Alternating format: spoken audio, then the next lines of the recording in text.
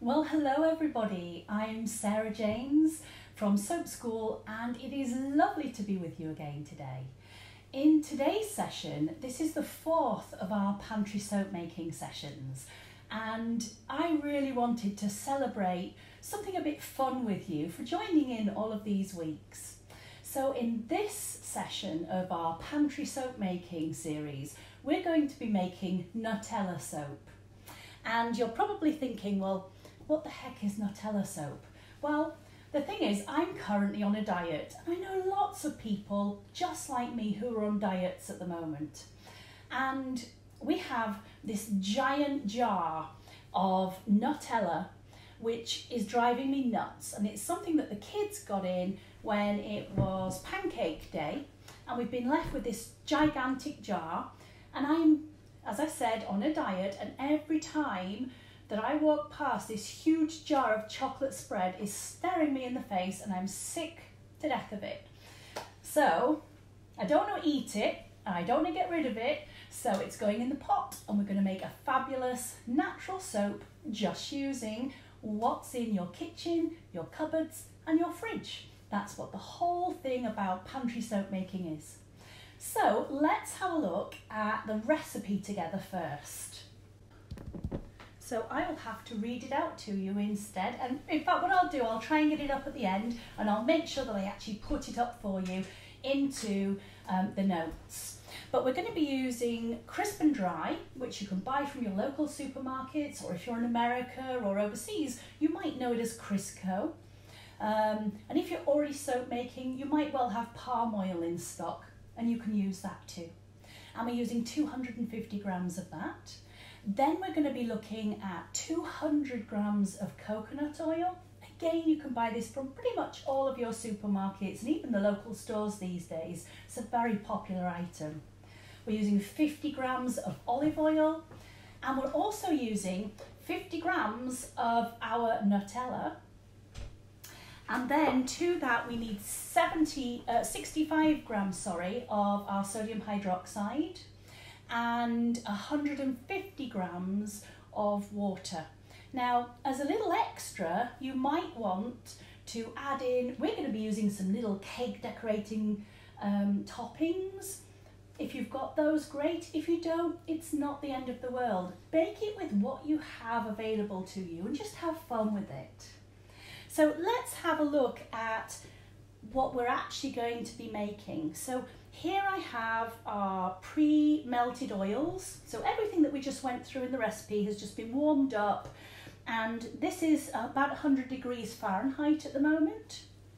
And I already have my lye solution, the sodium hydroxide and the water, all weighed out and ready to go. So just double check my temperatures, make sure that I'm not over about 120 degrees, because at 120 degrees and over, it starts getting a little bit more temperamental. So what I'm going to do first is add the Nutella into my oils. Scrape all of that ooey gooey chocolate mess straight into my melted oils. I might need to make a few soaps, I think, to get rid of that giant jar, but at least this is going to help me on my way. And then we're just going to take the stick blender and we're just going to give this a bit of a buzz first, just to get it mixed in before we start. And there we go. It really does just mix that chocolate spread in there so easily. And then we need to take our lye solution, add that in. Make sure you get all of it. And then just give it a good old stir.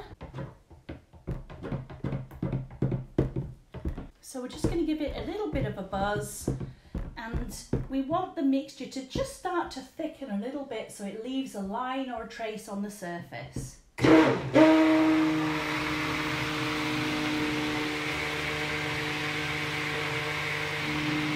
Stop after a few seconds and just give it a good mixing. You can't expect a stick blender or any power tool to do everything for you.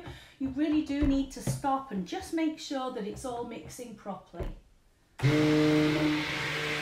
we go. I do want it a little bit thicker because I want to put some nice texture onto the top. So we are actually thick now, and I can see that it's going to leave a line on the surface, that trace, but I actually want it to go further than that.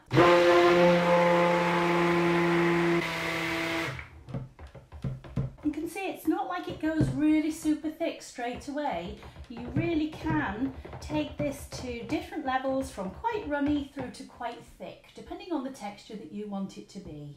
See, that mixture's fairly thick. That will do just fine. And then I'm going to just give it one final stir, really mix everything up properly. Now, I'm not using a fragrance oil, and although we are using 50 grams of Nutella in here, it's not going to give us much of a chocolate smell.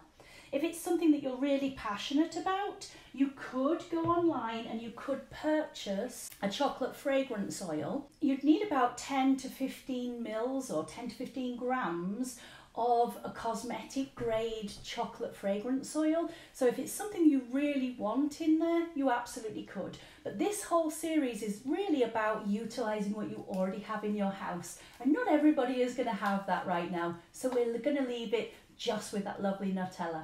So what we're going to do now is just pour soap into the mould. You see how lovely and thick and rich this is? Absolutely beautiful. There we go. All right, so I'm using the end of the spoon that we had earlier, and I'm just going to texture the top a little bit. So I'm just dragging the tip of the spoon and just really making a kind of peak on the very top surface of the mould.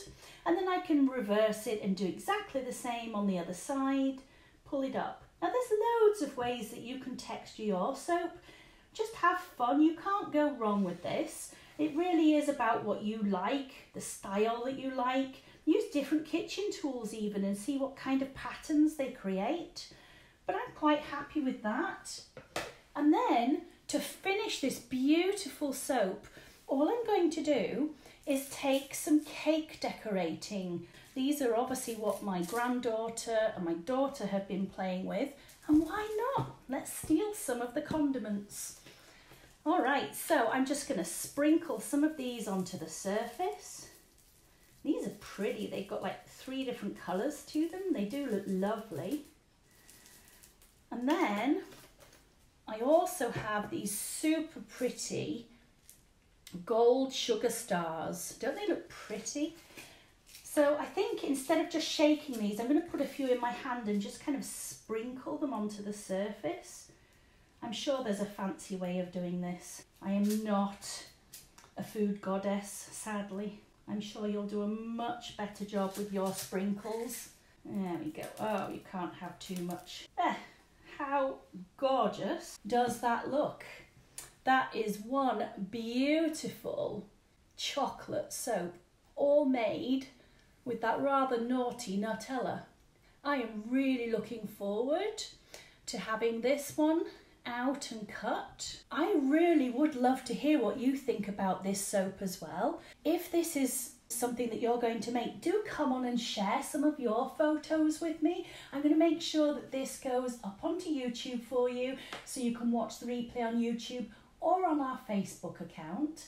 If you enjoyed this project, please do give us a thumbs up, and if you'd like to join us in this Pantry Soap Making show, we're here every Thursday at 2 o'clock, so hit the subscribe button and come and join us next week.